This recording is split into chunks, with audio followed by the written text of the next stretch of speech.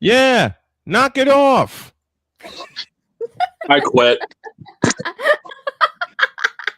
Let's go. I can't do it. We'll do it live. Do it live. I'll write it and we'll do it live.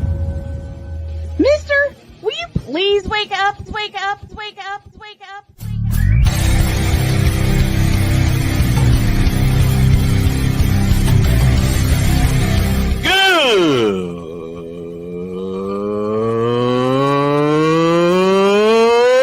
Good morning. Snowman here to all you Brock Purdy and San Francisco 49er haters. Shut up. I got to thank you, Shane. I mean, whatever happened to the games where breaking 100 points was, I don't know, unusual?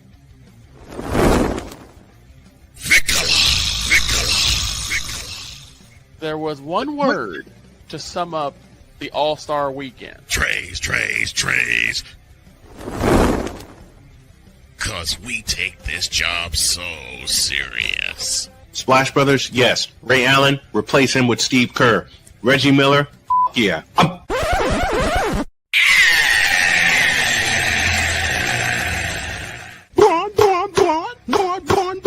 What in the all types of blue hell? The hell? Oh yeah!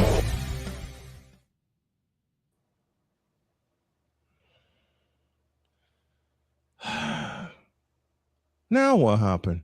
There's Hey, Terry. I don't know. I don't know who she is. I don't know who she is. One of the greatest quotes of all time. I could use that. Thank on a you, few teams Bill and players. Parcells, you big dummy. I could use that on quite a few You teams big and quite a dummy. few players, but I will get in trouble. You big dummy.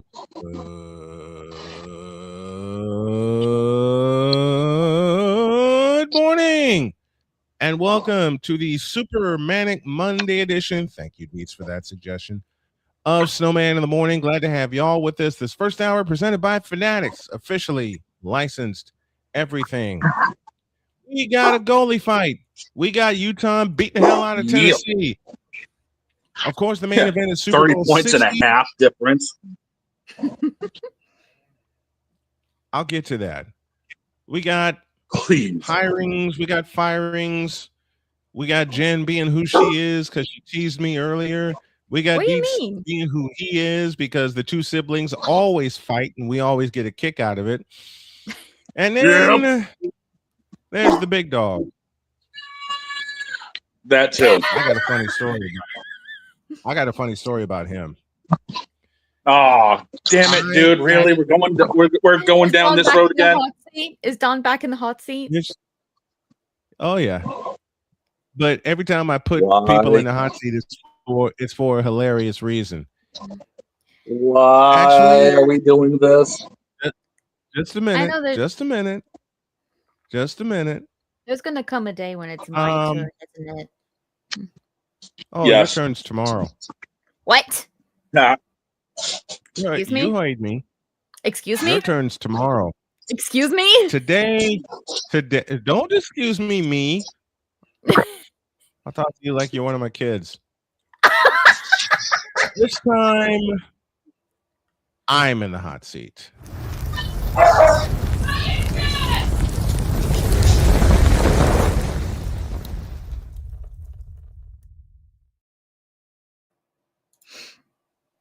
Now, give me this camera.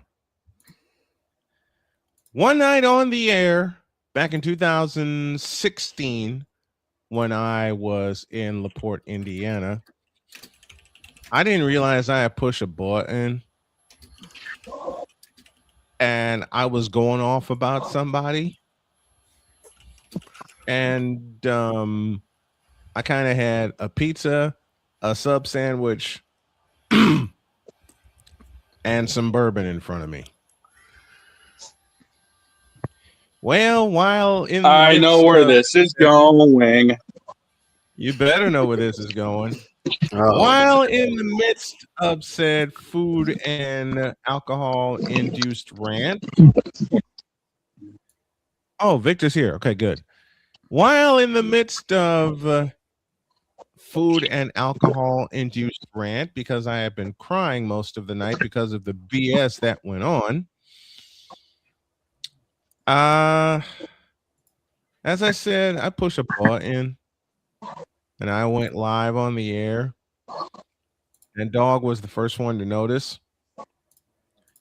He caught the end of my rant. He caught the end of my rant. And he said, dude, you have a problem.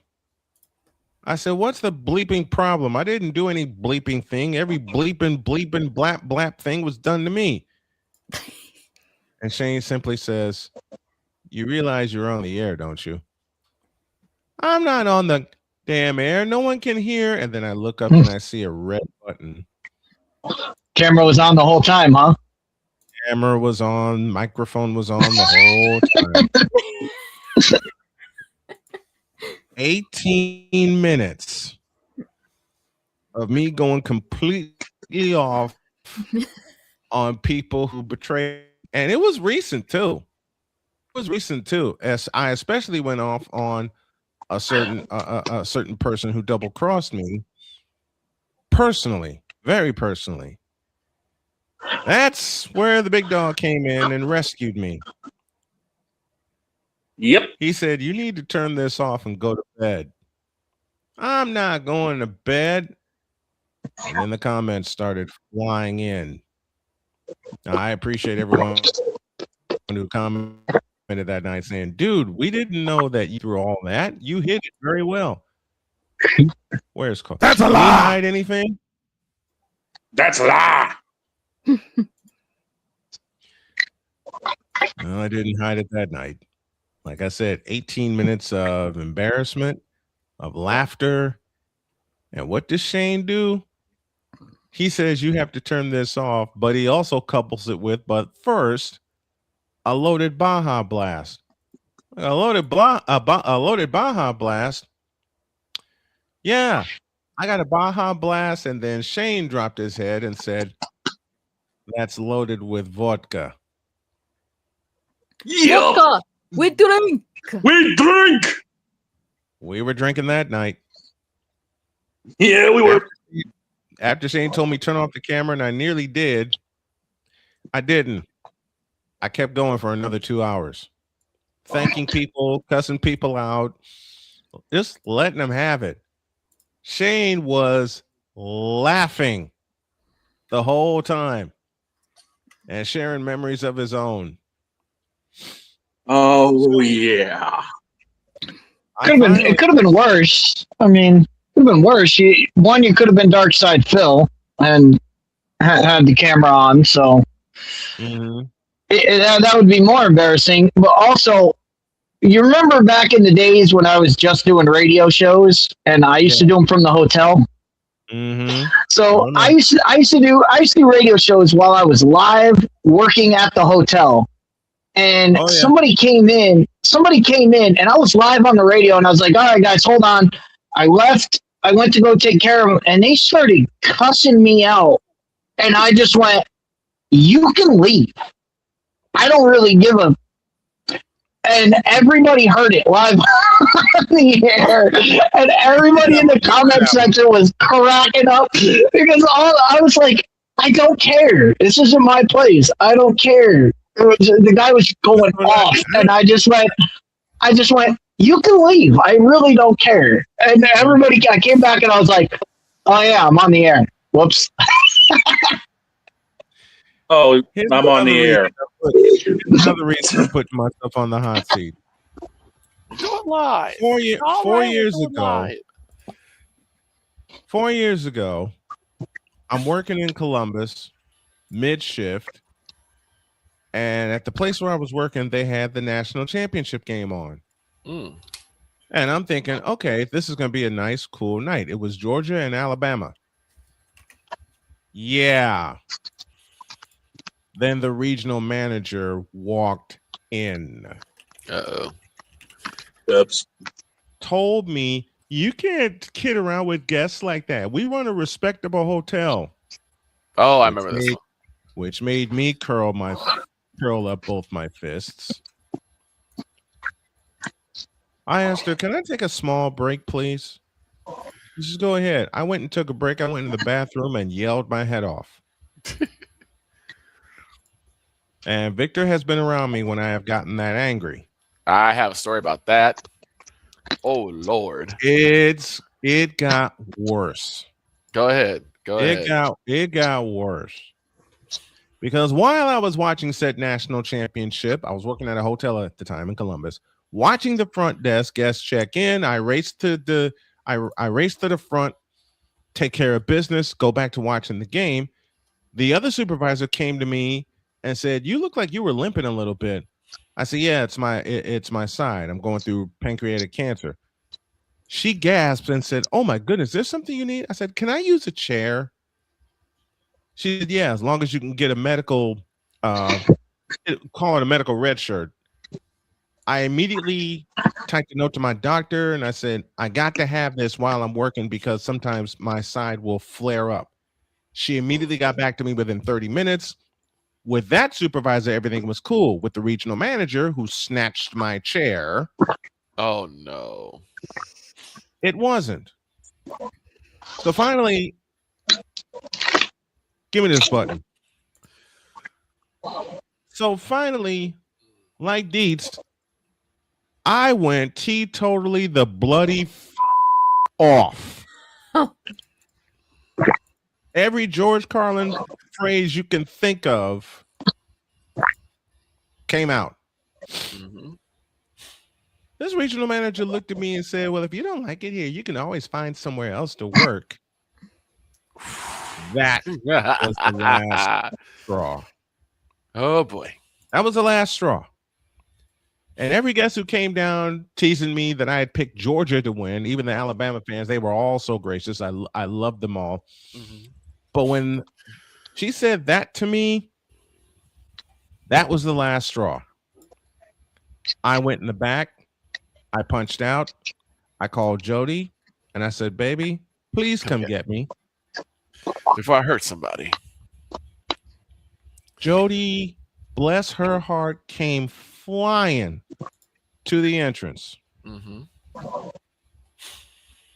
Manager says, "You can't walk out." I turned around, gave her the double bird, and went and climbed in the car, and we took off.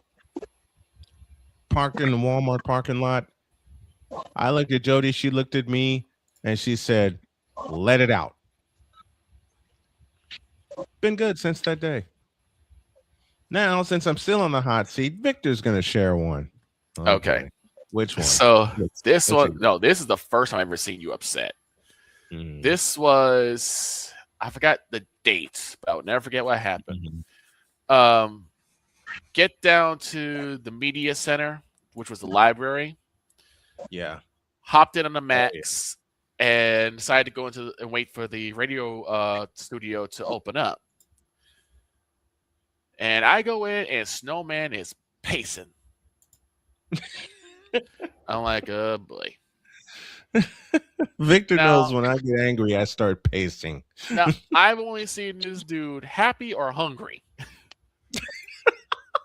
He's never seen me both. He's never seen me both in 25 years, folks. Right.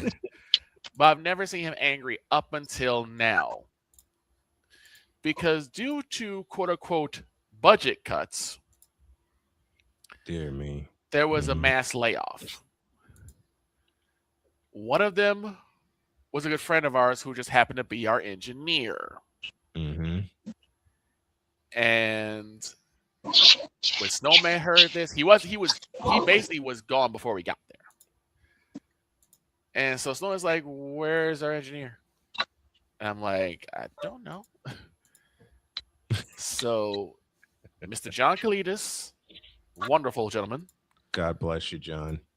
He had to explain it. And when he did, Snowman got angry. He stormed out the library. Now, mind you, in the front of the library is this big stone slab. It's like basically a big cube of granite. Yeah. Snowman was about to bury his fist into this stone block. And I said, please do not do that. You will break your hand. I was that mad. It got to the point where myself, our friend Derek, our friends Camille and Devin all had to physically push him back because he was going to put his fist through this stone slab. All I saw, you ever get so angry that you wanted to punch something and all you see is the face that made you angry? Every time I see Jarrell Jones, yes. That was that afternoon. That's Chris every time he sees Dak throw the ball to nobody. Oh, Jesus Christ. That's Jen when gun runs involved. Oof. Oof. That's how mad I was. I just saw this face and I wound up to like put a hole in that granite, and 3 guys, Victor included, had to shove me away from it. Yep. Because of how bad this was. And then and Derek, our good friend, he does things to just make us like completely forget that we're angry. And it's not even like he intends to do, he just does it. So what does he do? He's like, oh, I gotta spit. He spits into the wind. What do you think happened? And it came back at him. Yep. It came back at him. Yes, it did. Yes, it did. Oh man, like why did you spit? You know there are a couple things you're not to do. You don't tug on Superman's cape. You don't spit in the wind. And the wind was horrible that day. Yeah, because it was the wind was horrible. I think it got to like almost like swirling 10. More than the winds at Wembley Stadium. I think it almost got to like 10 miles per hour. Wembley Stadium, the other land of AEW. But that was the first time I ever seen him that angry. Yeah. All right. Let me take myself off the hot seat.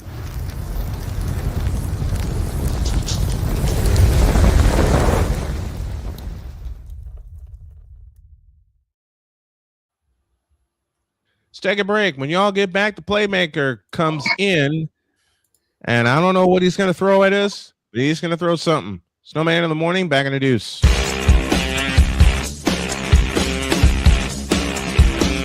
This is Snowman in the morning.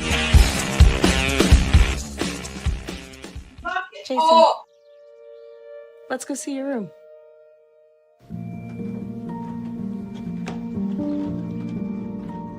What do you think?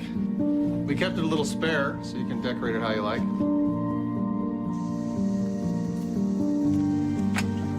Dinner. Go. Excellent. Soccer is fun. Yeah, I saw you guys out there. We're the family.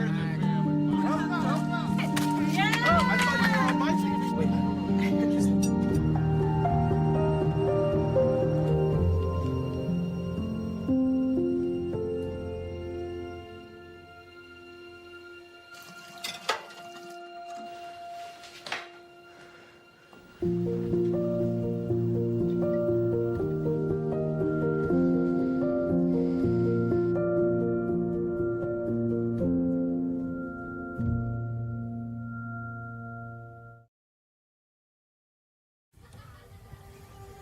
Owen, let's talk for a second.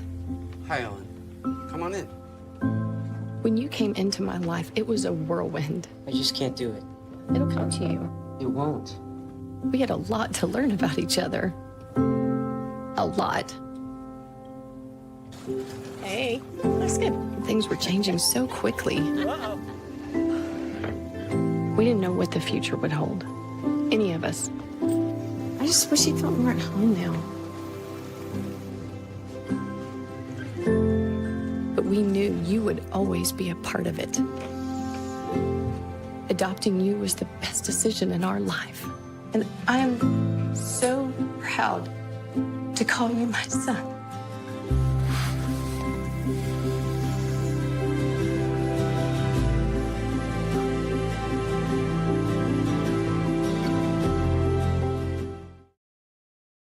Whether it's news, The largest egg producer finds bird flu in chickens at a Texas plant. Weather. Devastating tornadoes rip through the heart of the United States. Inspiration. A breast cancer survivor completed the journey of chemotherapy and now begins a future one of matrimony or sports. Michael Jordan is shown on a photo with Diddy. LeBron James has a video extolling the virtues of a Diddy party. This has been yet another Beating a Dead Horse presentation. We got you covered. BS3 Network, in association with Comey Media Incorporated, proudly present The Morning Shift with Cole Johnson. Live every weekday at 8 a.m. Eastern, 7 a.m. Central.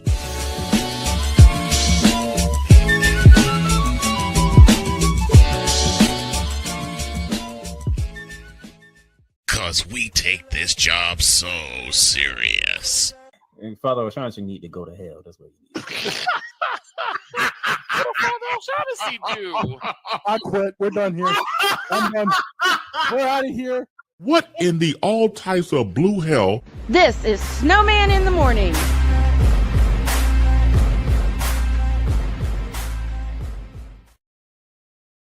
The following is public service announcement. The following is public service announcement by Vic Law. George Kittle is a conspiracy. This has been a public service announcement by Vic Law. I wonder what Playmaker's PSA would. Oh, that's public. That's a. This Playmaker is a public service announcement from the Playmaker. Your Father O'Shaughnessy needs to go to hell. That's what he needs. Speaking of the Playmaker, here he is.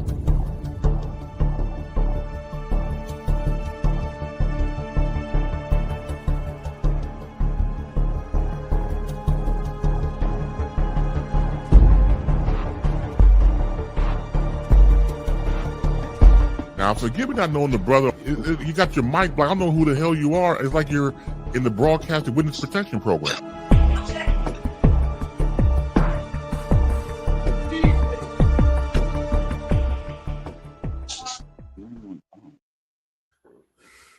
The Rambling Man is The here. Playmaker is here. How are you, sir?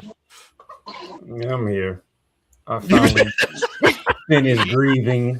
I was gonna say he was been grieving for the past couple of weeks. You know what? I gotta step away for a minute, so we're gonna improvise, and I'm gonna give Playmaker the floor to grieve out loud. Oh Lord! I already grieve. You know, it is what it is at this point in time. It really sucks when you're in control of the game and then you lose the game. It happens. That's the sad part. Look at the bright side. At least not the Arizona Cardinals. The problem is there's legit argument can be made. The only reason why the Seahawks are in the Super Bowl is because of us. To me, that game could have gone either way. I don't know. For me, that game could have gone either way. If you take away, you go back to week 16. Mm-hmm. If special teams didn't get involved in that game, who's the 1 seed? It'd be the Rams, wouldn't it? Yes. Yep. If special teams didn't take place 2 weeks ago, who would be in the Super Bowl in Santa Clara right now? It would be the Rams. This is our own doing. I ain't saying the Seahawks didn't earn it. The Seahawks earned it. Right. But we damn sure helped them. So it stings a little bit. But hey, if Stafford comes back next year, I love our chances. Because guess where the Super Bowl is at next year? Is it in SoFi?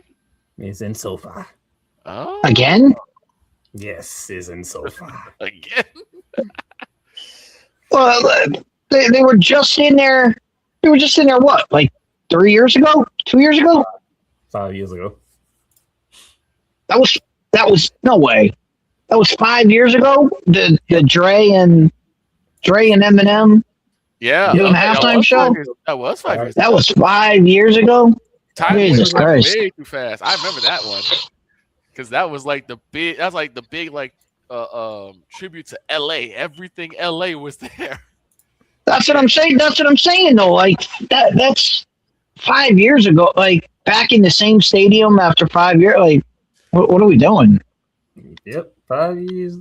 5 years, and we're going back to LA for a Super Bowl. And here's the funny part: Snowman's favorite network will be covering that Super Bowl. Oh no! That's right. The Super Bowl next year will be back on ABC. ABC.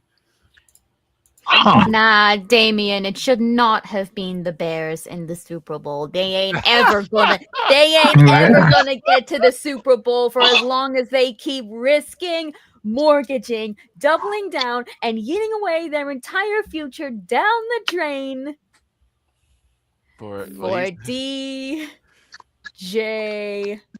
Moore. Well, here's the thing. It could have been the Bears.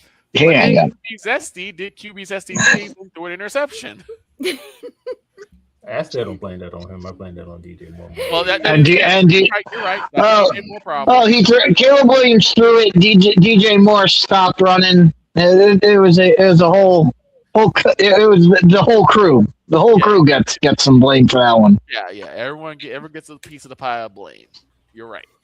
I'm just saying, you just don't blame it on Caleb Williams. No, I'm not trying to blame it just on Caleb Williams. I'm just saying, like, there's reasons why. But so getting the grievance now that the grievance is out of the way, and we're moving forward because that's what we do here. You know, you move forward. Playmaker, what are your keys to this Super Bowl? As somebody who's been hurt and grieving the way you are, what are you looking for when you watch this Super Bowl? All right, this is where I put my objective hat on here. Which still has the Los Angeles Rams logo on it. You darn right. I'm gonna work all day, every day. It doesn't matter. Here's the thing.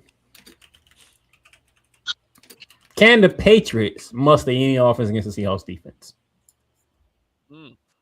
Because if you look at the Seahawks defense, there's only been one team who's been able to literally do things against that defense, and it's been the Rams. The Seahawks are the number one scoring defense in the league. They gave up 17 points a game. Now, mind you, the Rams put up 21, 37, and 27 on the Seahawks defense. That tells you everybody else that went against Seahawks defense couldn't do nothing. Right. So can the Patriots put up any type of offer? Can Josh McDaniels, Drake May find ways to move the ball down the field and get points? Now, Christian Gonzalez, good luck. That's all I'm going to tell you. Good luck to you. Because I don't see none one of y'all in the secondary of the Patriots stopping Jackson Smith-Njigba. That dude is him. Plain and simple. There's no stopping him. And Sam Darnold has been he has not been the mistakes that people have been wanting him to be. He's taking care of the football. He's taking what the defense give him.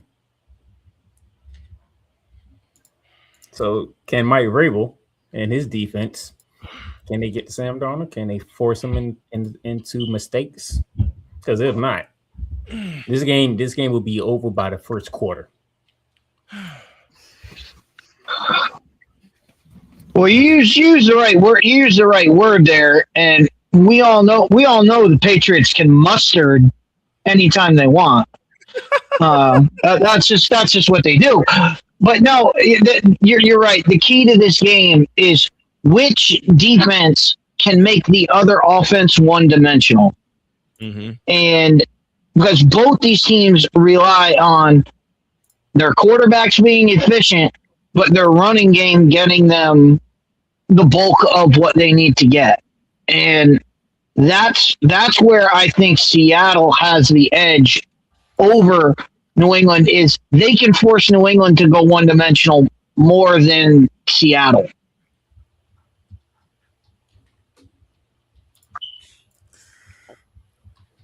Hey, Snowman, welcome back. Thanks. Me and a protein drink had a fight because I haven't had one in a while. It's so weird with my body being the way it is.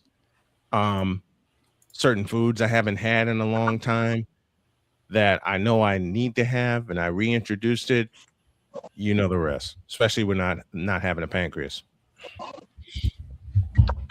So that is my objective take of the Super Bowl. But the key to this game is going to be Josh McDaniels, and Josh McDaniels versus Kubiak. And who we all know what the Super Bowl comes down to. The Super Bowl comes down to 2 or 3 plays that we don't see coming. Whether it's the Philly special, whether it's a flea flicker here and there, something a reverse that we've never seen before. Somebody always calls something that jump starts the game and gets the game going. So that's where I think New England has the edge, as Josh McDaniels is much more willing to run a trick play than I think than I've seen from Kubiak. Kubiak seems to be more of a down to earth, just stick with the game plan kind of guy. Where Josh McDaniels, he'll have a trick or two up his sleeve. And it's just on the fly. If they hit, they hit. If they don't, it usually go backfires horribly. But I think that's the edge the Patriots have, is they have a guy who can who's not afraid to call those plays in a big spot. Mm-hmm. You don't need to. Hello, Winnie. My oldest cat has joined me. Hi, Winnie. Yeah, I started talking. Y'all should have seen the second half of the game I did with UCLA and Iowa. This little one here just kept hopping on and off my lap. You actually did that game?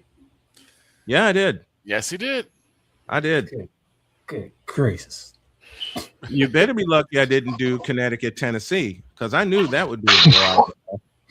Look here. Well, it was a good first half. It was a good first half. Then the third quarter happened. Oh my! And then you know what happened in that what happened in that locker room at halftime. That locker room needed severe cleanup at halftime. No, yeah, Gino let him have it. Oh, yeah, absolutely, let him have it. Deeds to your left, just a tad, if you would, please, sir. Man. To your left. Gotcha. Okay, thank you. That's just they ain't have to what? do like that. The cats just decided to get cozy. It's literally UConn, UCLA, South Carolina, and everybody else. Texas and LSU. Snowman, I think Winnie's That's the trying cream to of the tell crop. you Everybody else cuddles. Everybody else is playing for sixth place and beyond. Damien says that should have been the Bears in the Super Bowl. Damn it! We already got on that one. Oh, I already did. We already. But I didn't give. We already hit that one. I didn't give my response. I missed it. And Damien responded to you, Jen. Damien, he responded to you. I didn't get a chance to respond to Damien due to me being away. So give me this camera. Dear Damien, your Bears will never be in the Super Bowl for 2 reasons. 1, look at your quarterback, and 2, look at DJ Moore. Let's move on. Speaking of that was exactly what Jen. That's exactly the answer Jen gave. I did the whole DJ Moore. I did that whole thing. Now, also, Damien.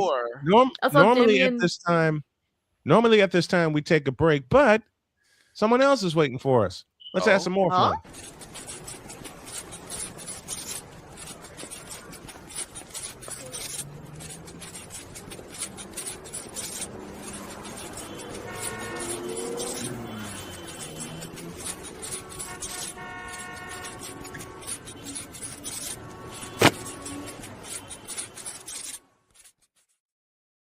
Mr. Spivey. Jay Spivey is with us from North Carolina. Morning, Jay.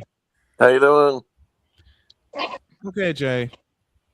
We just talked about it a moment ago, and Playmaker just said there's UConn, There's UCLA. There's Tennessee. UConn, UCLA. Who'd you say? South Carolina. South Carolina. Texas and LSU, LSU. and Texas. And then there's everybody else. I'll begin with this for you, Jay. What makes UConn so good? I know it's a softball question, but I got to throw it out there.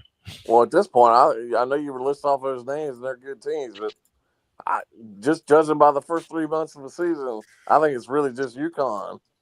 Yep. I mean, they just seem so much better than anybody else. You know what's funny? I was supposed to do the Tennessee UConn game yesterday, but then I got a feeling in my bones that said UConn was going to blow the doors off of them. It was tied at halftime, and I started regretting, why didn't I suit up for this? I was actually around the house getting some chores done, but then the third quarter happened. Yeah, I think Gino woke him up at halftime.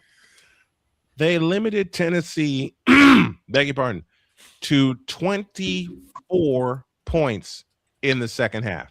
Yep. 24 points in 20 minutes. Yep. They surrounded Tennessee. They pressured. They played full court pressure the whole game. Locked them down in the second half. How'd you like Yes, to be in they did. How'd you like to be in that locker room at halftime? I'd love to have been a fly on the wall to see what Gino said. I bet Gino went off at halftime. Huh? Gino went. But that's what's made UConn work forever. You have Gino, who is the guy who will get in there, fire and brimstone coming down, and then you have Christy Daly, who is kind of that can come in and pick up the pieces and tell everybody, hey, you're not as bad as you just said you are. Go out and show Gino. Go out and show Gino you're better than what he just saw. And then we see the second half out of it. It is a program. These other teams are like glorified AAU programs. Gino's not gonna let crap like some of these other programs let slip by. No. Jay and I talked about this for the length of time that he's been on the show. And Jay, you just said it. Gino Auriemma will not let this happen to his team in the second half, and he gets them ready for said second half. And you could argue they have the two best players in women's college basketball. Mm-hmm. I mean, AZ Fudd and Sarah Strong are pretty good. Like me and Cole used to say on Shooting the Lights Out, they gave her the right last name. Yep. Strong had 19 points, 6 rebounds. AZ Fudd finished, I believe, with 16. I don't have the box score in front of me. But UConn was playing in the first half at an 80-point pace, and they finished with 96 points. Mm-hmm. They finished with 96 points. Jay, what's the vibes like down there in North Carolina when it comes to the women's side? Well, there's not a whole lot of vibe at all down here because we got it's snow here the past 2 weekends, so we can't get out. How much snow did y'all get? We got the weekend, not this past weekend, but last weekend. We got about maybe 3 inches of snow and about probably 2 inches of sleet. And then this past Saturday and Sunday, depending on where you are in the area, anywhere from 6 to 12 inches. The coast, which are where almost never snows. There's a place on the coast that got 22.5 inches. Good Lord. Yeah, so Jacksonville got some snow flurries. So we're snowed over under. the weekend We too. can't go anywhere. Interesting. Wait a minute. Jacksonville got snow flurries? Yes, Jacksonville got quite a bit of snow. Mm-hmm. Since when? Saturday. They got Big Dog here got enough snow to delay the clash at Bowman Gray till Wednesday. I saw that. I was supposed to work at it. Are you still? I was supposed to work at it. Are you still going to work it? Yeah, as long as they have it. But it's supposed to snow again tomorrow night, Wednesday. The first year that we lived in North Carolina,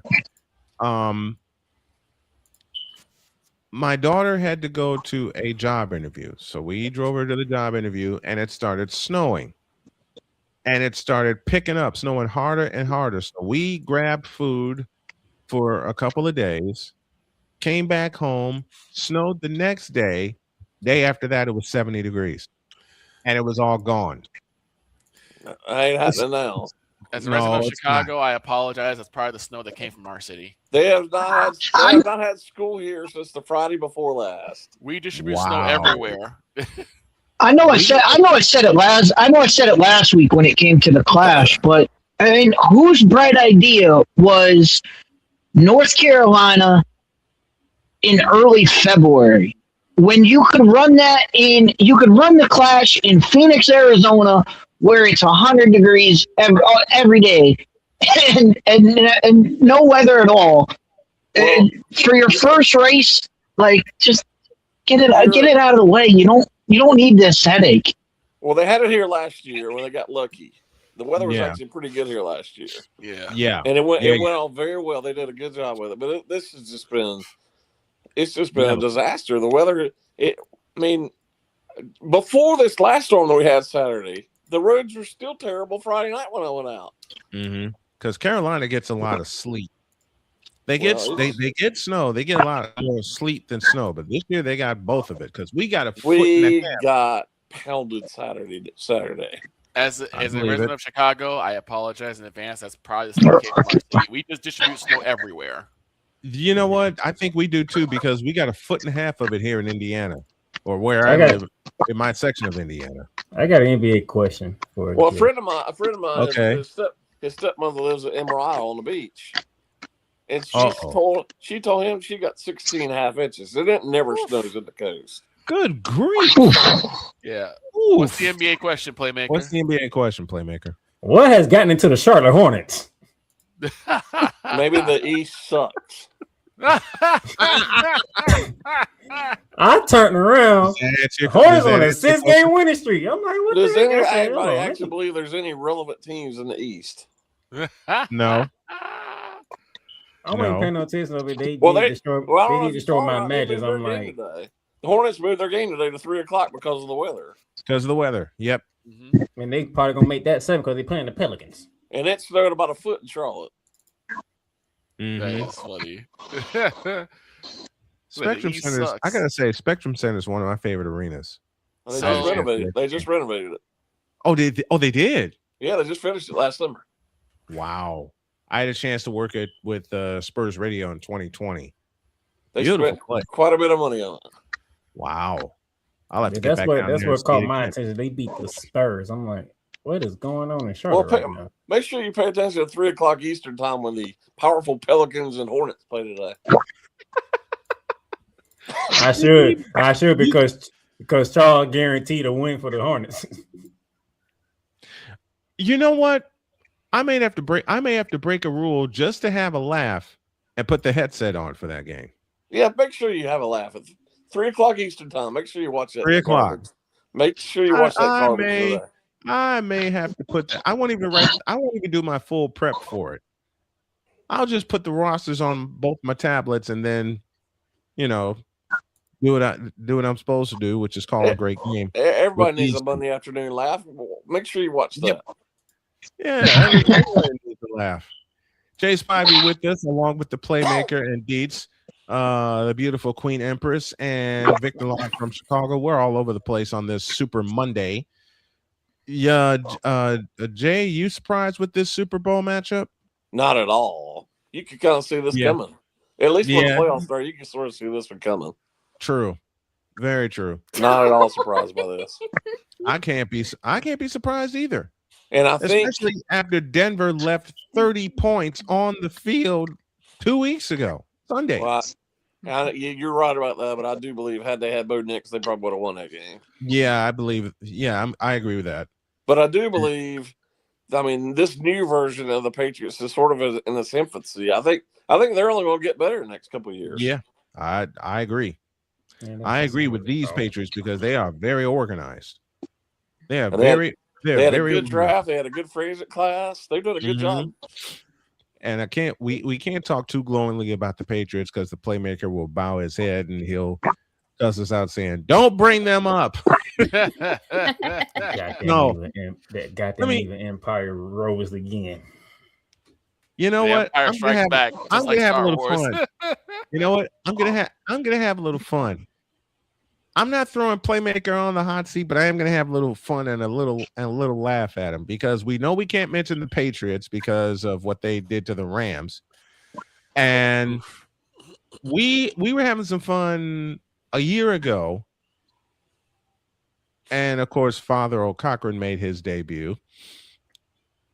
And I brought up the Patriots, and all I see is Playmaker eyes flare up and steam come out of his ears going, man, don't mention the Patriots.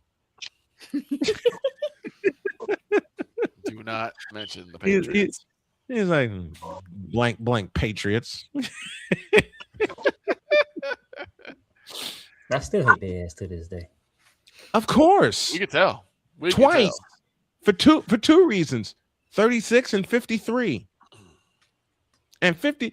I tell you, Jay, when my wife and I went out and somewhat covered Super Bowl 53, before we went out that day, we went to Buffalo Wild Wings, and she looked at me, she says, "Are you actually going to cover this game?" I said, "Probably not." And she also asked me, what do you think the score is going to be? I don't care. Right. Then it wound up being 13-3. It was 3 apiece for the longest time. Yeah, it was. It was 3 apiece for the longest time. I looked at Joni, she looked at me, and we both went, "What the hell was that first half?" And this is when Jared Goff was the quarterback of the Rams at the time. That was Rams Patriots, right? Yep, 50 Super Bowl 53 Georgia. in Atlanta. It was 3. Yep, Sean McVay looked like a deer in headlights. Jared Goff didn't know what to do, and then when he actually did something, Brandon Cooks wanted to drop a touchdown. And Brandon Cooks made one of the most insane catches ever. But he also back in the end zone touchdown. But when we got home, we were getting ready for bed, and all of a sudden I blurt out, "I think I know how I'm going to open the show tomorrow." Jody jumped right in and said, "What the hell was that?" Yep. Exactly what happened. The Patriots scored the only touchdown of the game, and we took off. It's the Brandon Cooks curse. We said we're getting the hell out of here.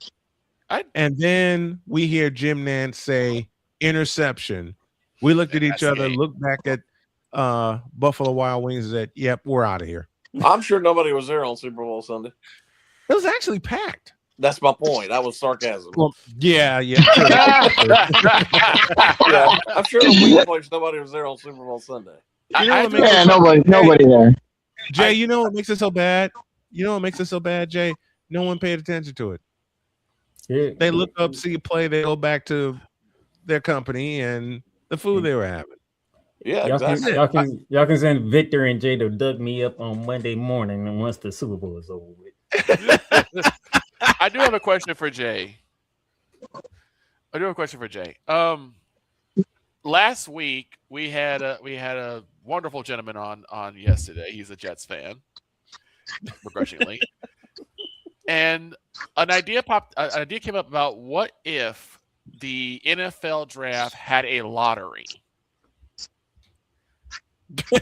Are you asking me that? I'm asking you. What are your thoughts? Yes, we are asking you that. I guess I'd be okay with it because it'd keep people from tanking. It'd be. I said it last night. It'd be okay until the Cowboys win the lottery. Right. They're going to draft poorly anyway. No, I did say that too. No. Just the fact that they win it, everybody would go, "See, the Cowboys won the draft. This thing is fixed." Yeah. That would be screamed from the heavens. They can have the number 1 pick. They'll still screw it up somehow. The conspiracy theory would fly everywhere, Jay. The conspiracy theories would fly everywhere. Yep. I think there are 4 teams that I don't think can win. If there was a lottery, there are 4 teams that cannot win a lottery. The Cowboys, the Chiefs, the Patriots, and the 49ers. Any of those 4 teams win that, everyone's calling it rigged.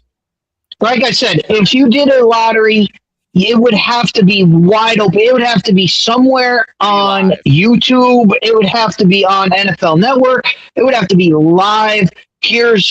we pulled the ball out. Here's the team, and it would still be like, oh, they rigged the machine, they did this, they did that, but it would have to be done live. It would have to be done live. Otherwise, it would get laughed out of the building. It'd be the case. Okay, and as you brought up, Deets, when we talked about it last week, remember 1985? Yes. Yeah, the cold envelope, the bent edges. Everybody knows that draft was fixed. Jay, we watched that draft, and I'll explain again for those of you who missed our discussion on this, and we're going to keep discussing this. David Stern, who still swore to the day he died it wasn't rigged. Right? Wait. Say that again, Jay. He still swore to. He swore to the Yeah, day he did. died, it wasn't rigged. To the day he died, it was not rigged. But let me explain again. David Stern lightly toss the envelopes in. Lightly toss the envelopes sure in. He did. And then when he gets to the Knicks envelope, and he knew it was the Knicks envelope, what did he do? He turned Dan Quisenberry and sidearmed that thing into the drum. Of course he did. And then he picks it out, unbends the corner, which we saw him unbend the corner. Right. And then he said the first pick goes to the New York Knicks. And Dave DeBuscher, I believe, who was the rep at the draft at the time, he was completely nuts. Okay. But look at the way David Stern tossed every other envelope into the drum and then dropped sidearm like Dan Quisenberry and fired it into the drum. I just wish somebody who was a part of that draft who's still living would own up to the fact it was rigged. They won't. They won't. And they did it live on the air. It was during a playoff game on CBS. They did that thing live, and it's still the conspiracy theory is if the NFL ever had a draft. If the NFL ever have a draft, I agree with Victor. The conspiracy theories would fly all over the place. Now, Jay, who had the worst record that year? Ooh. Does anybody remember? I really don't know. I was only 2 years old when that happened, so I cannot recall. Yeah, I have no idea. I just know the Knicks won. The Knicks won with the cold envelope. That's all I know. I remember the worst record. I believe was the Kings. I believe the Kings had the worst record. Okay. And they had not moved to Sacramento yet. They were still in Kansas City. Okay. I wish they hadn't left Kansas City though. Kansas City would be a great basketball town. Yeah, wouldn't it? I did a but game in Kansas City. It sounds like when they expand, they're going to go to Vegas and Seattle. They shouldn't go to Vegas. Well, you know they are. Vegas is getting Vegas is getting a team, and you know they have to go back to Seattle. Like they do. I had my thoughts on that, and Playmaker politely and hilariously railed me about it when it came to. They should never have left Seattle to begin with. Thank you. No, they never should have. That's why they get one back. That's why they get a team back. I got a hilarious moment, and Playmaker, I thank you for this moment here. He caught me one day when I was going completely off on Oklahoma City, and then Playmaker just walks by calmly, like my son usually does, and he goes, "They're in Oklahoma City. Deal with it," and walks off. Okay. Playmaker is what he play. Live in the now, not in the past. Hey, listen, he's always been like that. I have no problem with the passes. I'm like, the team is in OKC, and now they are the defending champs. So at some point, you're gonna have to move on. I didn't say you don't like them. I just say that you're more like move on. The past is past. Well, as I said, hilariously, Playmaker just kind of walked by me, hat backwards, big grin on his face, and he just walked by. He came in the chat and he said, "They're in Oklahoma City. Deal with it." Never heard of it. They'll be moved on. They'll be moved on when Seattle gets a team. When Seattle gets a team back, then they will no longer be the Seattle Supersonics. They will no longer be the Oklahoma City Supersonics. They will no longer be in that because Seattle will have a team. Seattle deserves a team. And Absolutely, they deserve a team. And they better be called the Supersonics. Absolutely, it should be the Supersonics. We're up against the Speaking of moving on, Jay, we talked about the Super Bowl, but let's move this to a different discussion of the NFL. We've had 9 coaching changes this offseason? That's correct. Yep. 9. Minus three African American head coaches, and not a single one added. Is the Rooney Rule working? Clearly not. It never worked. How about we got 2 sets of brothers who are head coaches now too? After yesterday's, we have 2 sets of brothers that are coaching now. Remind me, Kubiak is one. Who's the other? No, I'm not talking about LaFleur. LaFleur and Harbaugh. Mike LaFleur going to Arizona. LaFleur and Harbaugh. Yeah, LaFleur's going to Arizona and Kubiak's going to Las Vegas. But I'm talking about the sets of brothers. LaFleur. Okay, LaFleur it's and Harbaugh. And Harbaugh. Okay, it's LaFleur and Harbaugh.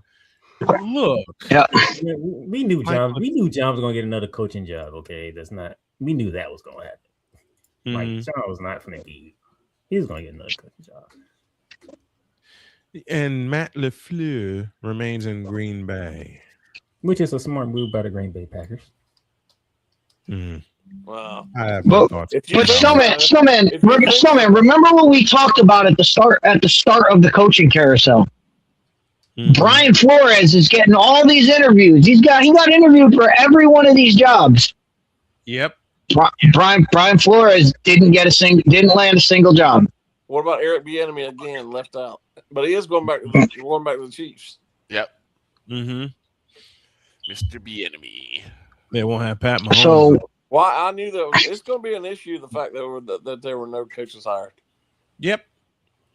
And it's always going to be an issue. And Dietz, you said it 9 years ago on my show, and I continue to believe it. The Rooney Rule is crap. Well, it's not utilized correctly. It's just there to check the box, but they're not really looking at guys for consideration to be a head coach. The problem is it's the same cycle of coaches. That too. So problems. Mike LaFleur, he finally gets an opportunity. Don't mind that. Gary Kubiak might finally get an opportunity after the Super Bowl. Not Gary Kubiak. That's his dad. Clint is the one who got the Kubiak. He's gonna get an opportunity. Gary's his dad. Yeah, I always make the same mistake. I always call him Gary too. So it's fine. We know. Yeah, Brian Daboll gets another opportunity. You got, as I said, John Harbaugh. He's gonna get another opportunity. So he ain't no point in that. That was Harbaugh was gonna be the first one hired anyway. We knew that.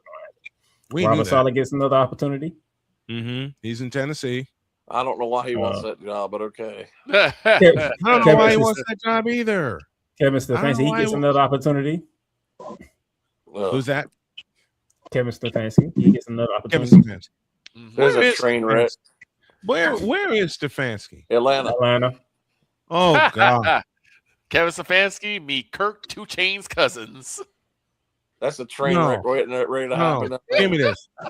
Man, give me this. Kevin Stefanski. You're fired. You like that. Shut up. Mike McCarthy, he gets another opportunity. Oh, jeez. Pennywise is in Pittsburgh. Let me get Jay's thoughts on that particular hire. Mike McCarthy to, of all teams, Pittsburgh. Well, as that went on, and I saw he was considered, I thought he might have a chance. But I actually think it might be, despite the fact that how the Steelers usually run things, I think this is more of a short-term thing than a long-term thing. I think so, too. And it sounds like if he's up to it, I think Aaron Rodgers is coming back. Let's take a shot there another round. Rodgers. Because, yes, Aaron. Hey, Mike. Hey, Mike McCarthy. Hey, Mike McCarthy. You like that? I didn't think I'd ever find that. Now we're up against hilarious because I can say Pennywise to Pittsburgh. Yeah. And Victor has his thoughts about that. We'll do it after the break, but we're up against the break, and Dr. K is telling me to take our halftime break. Jay Spivey with us as he is every single Monday at the bottom of the first hour. We appreciate you, brother. We love you very much. We'll talk to you next week. All right. Have a good one. Take care. Thanks, Jay.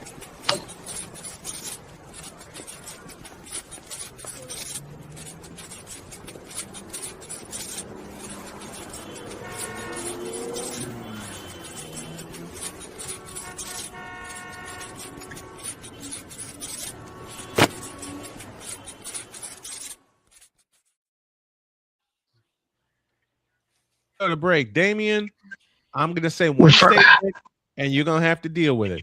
Mark Jackson blackballed himself. Speaking of announcements. The following is a public service announcement from Wise El Jefe. Boston. This has been a public service announcement from Wise El Jefe.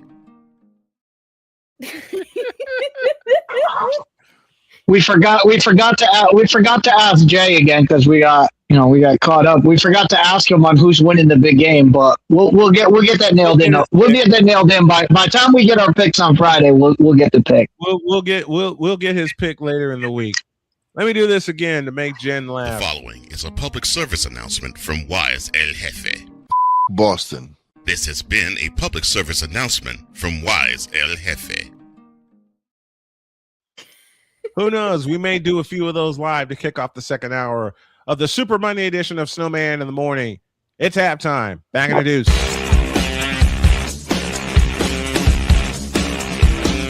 This is Snowman in the Morning. Jason, let's go see your room.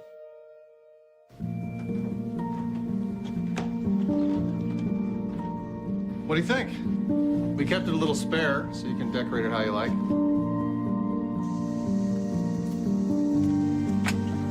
Dinner. Go. Excellent. Soccer is fun. Yeah, I saw you guys out there. Where are the family? I thought you were on my team.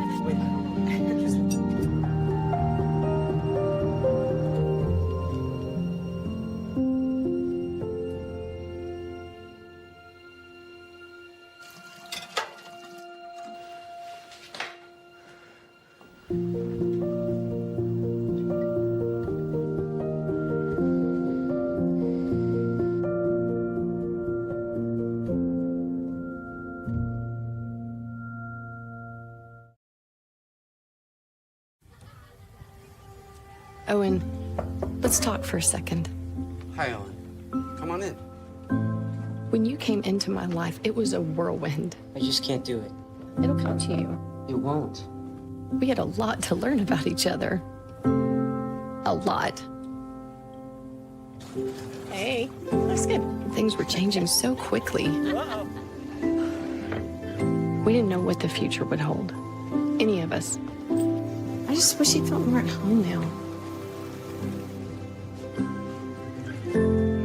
But we knew you would always be a part of it. Adopting you was the best decision in our life. And I'm so proud to call you my son.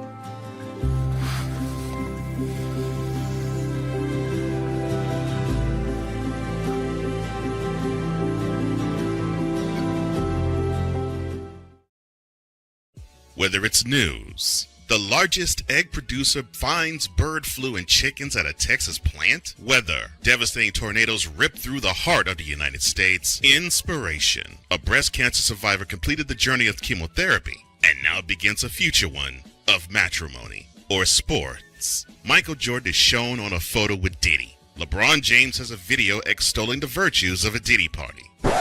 This has been yet another beating a dead horse presentation. We got you covered.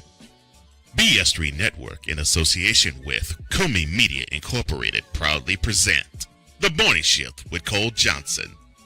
Live every weekday at 8 a.m. Eastern, 7 a.m. Central.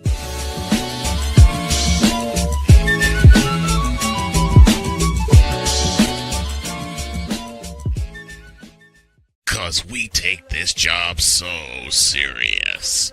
And Father O'Shaughnessy need to go to hell. That's what he needs. What did Father O'Shaughnessy do? I quit. We're done here. I'm done. We're out of here. What in the all types of blue hell? This is Snowman in the Morning.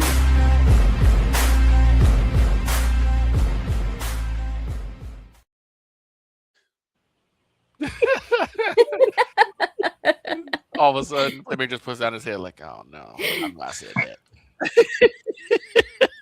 I mean, that came out of nowhere. Well, That came out of unfortunately, nowhere. let me stop you real quickly because something that came across my phone when we went on break. What happened? The New Orleans Saints will be the designated home team in Paris, France. What? Huh? Huh? Just because they have the Florida list on their helmet, why do they need to be in Paris? That's what came across my screen. Just let you know. You tripping? NFL. Well, they also said they're gonna add 2 more games in Spain. Yep, but they haven't won in Why? France. And they haven't won in Australia because I know who the home team is in that one.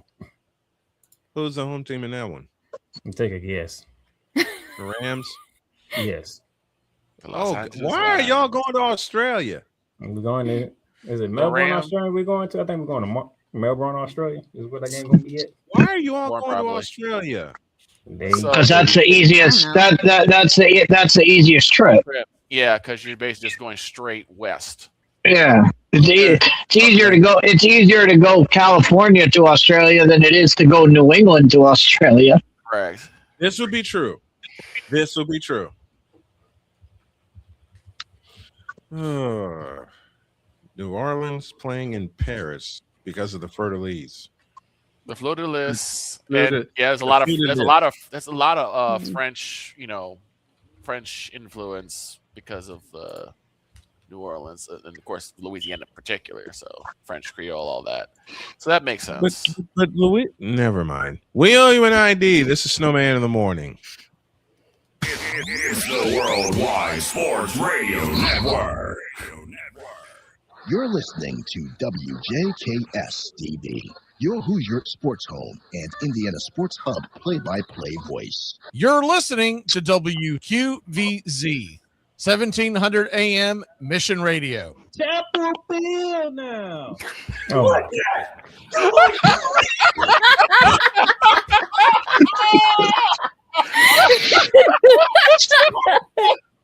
I was waiting to see what his reaction was going to be. That was the first one he had live in studio with that. It did not disappoint. Did not disappoint. The reaction was not disappointing at all. The first time I ever done that ID with Playmaker's voice. Yep, that's a new bumper for Playmaker right there. Yes, it is. Yes, it is. All right, so I just had to do that. Snowman. Wait a minute. Snowman. Hold on, Chris. Playmaker, that's a signature now. That should not be the signature. Out of all the things, why is that one? Well, actually, you have two signatures. That's one of them. You have that one. You have that one, and then you have Father O'Shaughnessy. He has out of all Father things you've O'Shaughnessy been can go to through hell. throughout That's the what he years, needs. why is that one? If Father O'Shaughnessy needs to go to hell, that's what he needs. Okay, that That's was I know that's that Snowman ain't letting that one go. He has Snowman's taking that one to his grave. Wait a minute. Playmaker, wait a minute. How can I let that one go when it was bleeping hilarious when you did it? He has Like I three. said, you taking that one to your grave, so I ain't even finna argue that one. He has They ain't no point of wasting my breath of trying to argue that one. Playmaker has 3 bumpers. He has the Father O'Shaughnessy, Chapel Bill, and then the one says, "Me and Victor gonna fight." When Snowman used the word "yeet" for the first time. Oh no! Oh, you can't leave out. Yeah, I mean, wait until LeBron retires and we get LeBron James is the greatest scorer of all time. Whoop-de-doo. that is the killer. That is the killer. That one takes the cake. I got to find that one. Okay. I got to find that one. LeBron James, the greatest scorer of all time. Yay. Okay. And I can see Playmaker's face. I could see Playmaker. I could see Playmaker's face when he did that sound.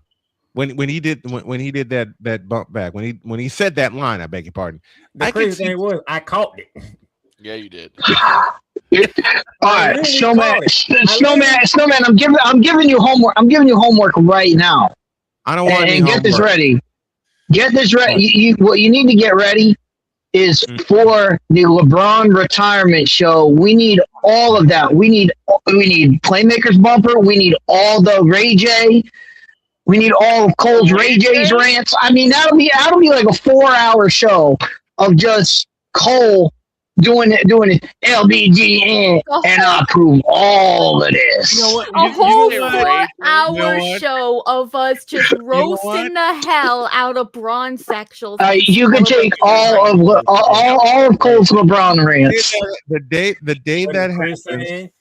You know what though? You know what? Not even gonna be live. He just gonna take everything that we have done with LeBron James, put it together. You know what? That's the whole show. That's what I'm saying. That's what I'm saying. Just clip everything all together. Hold on, guys. You know what needs to happen? I need to get the times Playmaker came on to the. You know what? Let me give him the camera here. I need to get the times where Playmaker has come on set with us, had this look in his eye, and all he says is, "Push the button," and shocked the daylights out of me and Cole. The first time he did it, shocked the daylights out of me and Cole. We were like, "Wait, what? Playmaker has one?" And all Playmaker says is, "Push the button." All right, now Jen has something to say. What's up, Jen? Okay, 2 things. One, Deets, you know very well whenever the announcement does happen, first thing we're doing, we're getting in here, we're going live, and Snowman's just gonna play that one video of that guy dancing. You know which one I mean, Snowman. I don't. Hold on. Oh yeah, the church. Yeah, we know that. We know that. But I'm saying the rest of the episode just needs to be there needs to be an epic long cut of just every LeBron skit because Cole has some bangers in there. I also got one other thing. Okay. What's that, Jen? So I was experimenting a little during the break. That's why I had my camera off. I got something I want to show you guys. You ready? All right. Yeah. Let's see it. All right.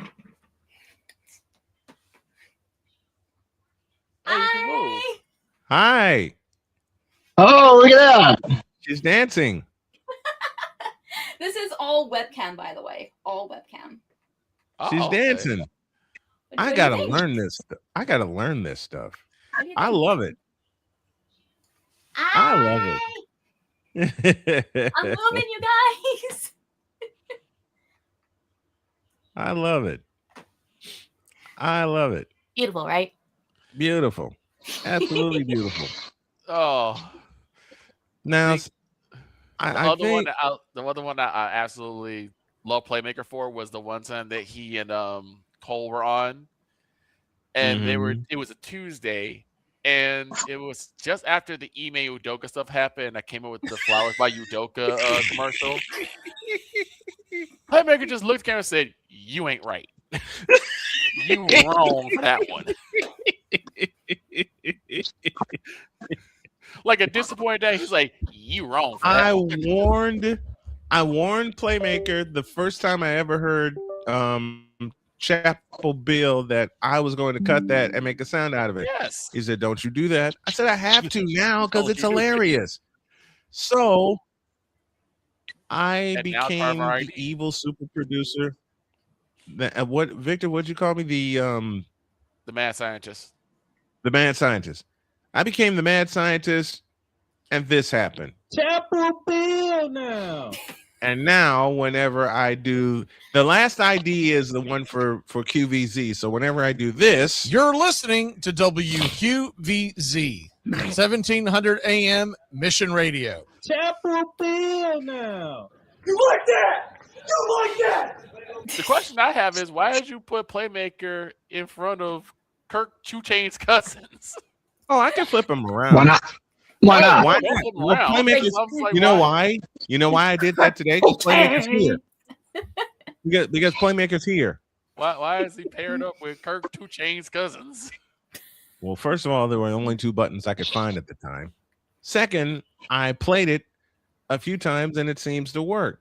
It works. You know what, Victor? You better be glad I didn't couple it with this.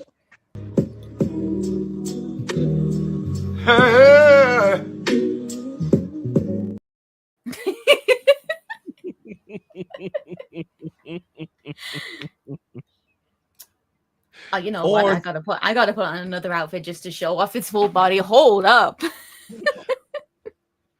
You better be glad I didn't.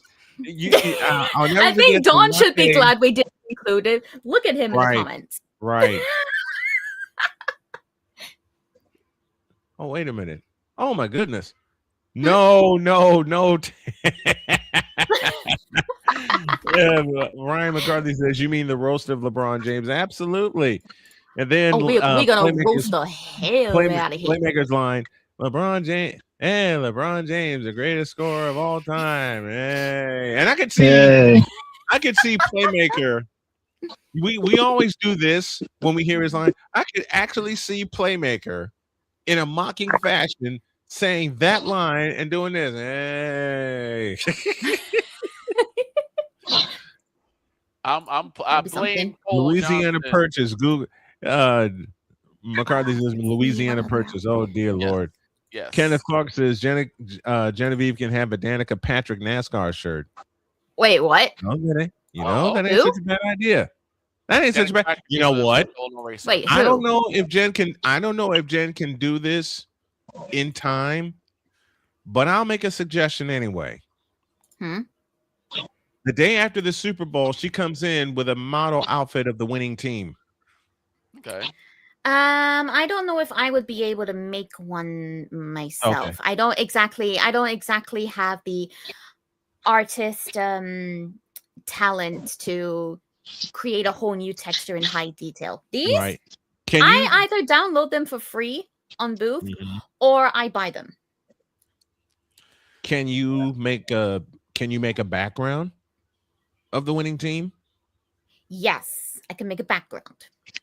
Because I will make a background of the winning team. Speaking of, while I got this full body. Yes, Jen. Oh, hi. She moved. I did not expect that to happen. Oh, there you go. That's the vodka outfit. It's vodka.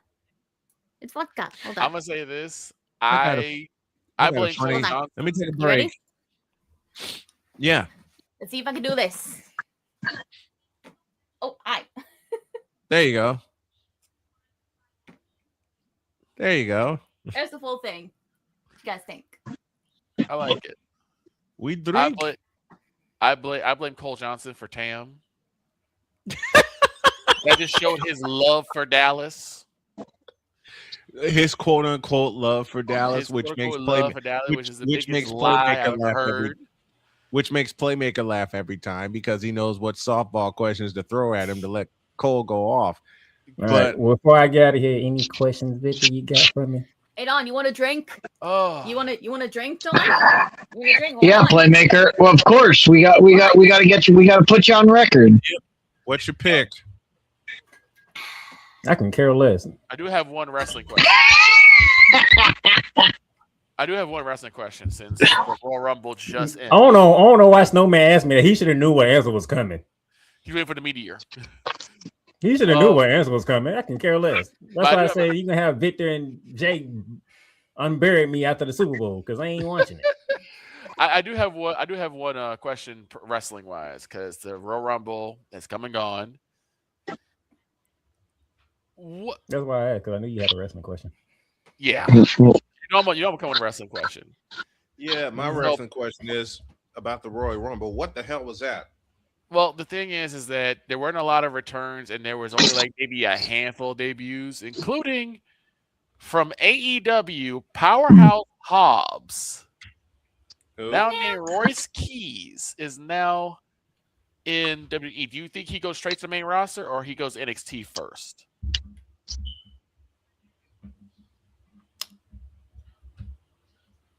He might be on the main roster because he might be putting him on SmackDown. Okay. He might be going to SmackDown because they did have a picture with him sitting next to the women's champion. As they was flying Jade back Cargill. And they're both AEW individuals, so. So I could probably see him going to SmackDown. Yeah, he got a new name. Royce Keys, so that should be interesting to talk about later on today. That's good. A lot of stuff we're going to talk about today on Monsters of Wrestling. And Victor, yes, we got a new segment debuting on Shooting Lights Out today that I think you're going to love. Oh, God. What is it? I can't wait to see it. Snowman, you might love it too. This is more. This is more on the lines of analyzing and evaluating teams on this one, not just. So Okay. I think y'all can love this. All right. Playmaker hanging out with us every Monday. Thank you, Playmaker. We love you. We'll see you on Shooting Lights Out and the Monarchs of Wrestling, my friend. All right. Y'all have a good one. Have a good one, 1, 2, man. 3, kick. 1, 2, 3, cap. 1, 2, 3, cap. 1, 2, 3.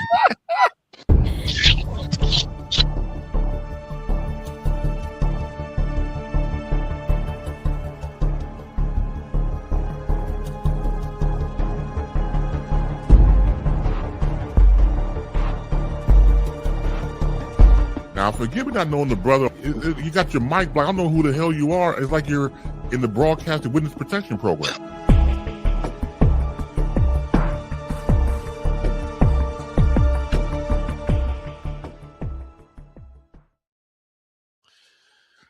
One, 2, 3, cap. Old Gertie fat. LBJ fat. No, let me stop. Oh, good Lord. We got a break. And when we come back, we'll deliver some PSAs, including one for vodka here. Here. Vodka. Back in a minute.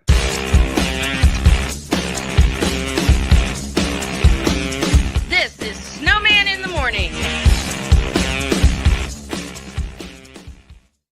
Whether it's news, the largest egg producer finds bird flu in chickens at a Texas plant, weather, devastating tornadoes rip through the heart of the United States, inspiration, a breast cancer survivor completed the journey of chemotherapy and now begins a future one of matrimony or sports. Michael Jordan is shown on a photo with Diddy. LeBron James has a video extolling the virtues of a Diddy party. This has been yet another Beating a Dead Horse presentation. We got you covered. BS3 Network, in association with Comey Media Incorporated, proudly present The Morning Shift with Cole Johnson. Live every weekday at 8 a.m. Eastern, 7 a.m. Central.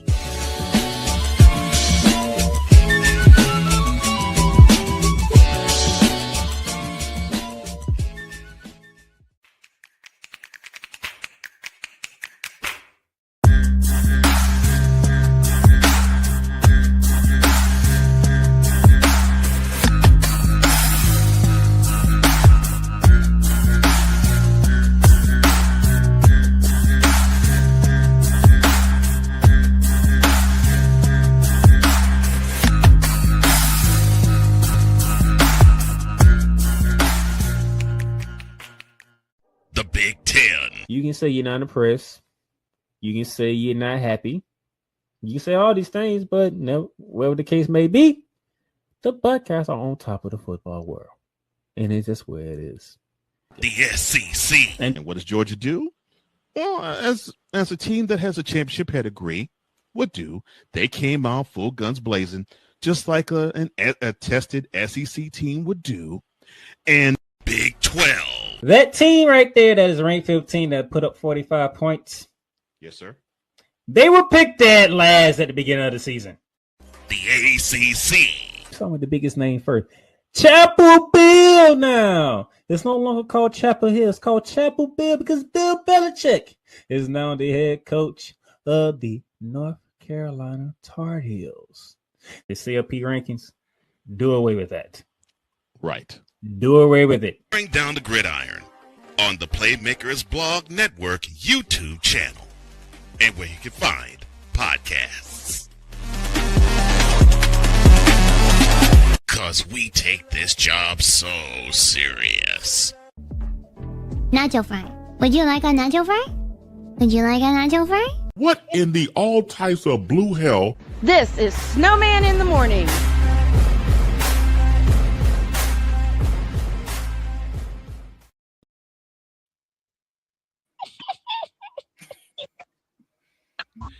Jen, I blame you for that last bumper. What do you mean? What you mean? You gave me What me the idea. mean? I'll tell you What exactly. you mean?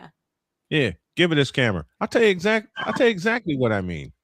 You gave me the idea, so I capitalized on it. I mean, Jen begged me after everything about Gura went on. My daughter from across the pond said, you know, you need to honor her with her own bumper for the show. It was.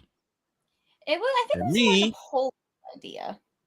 I'm blaming you Again, why? because it's fun. I'm having fun with it.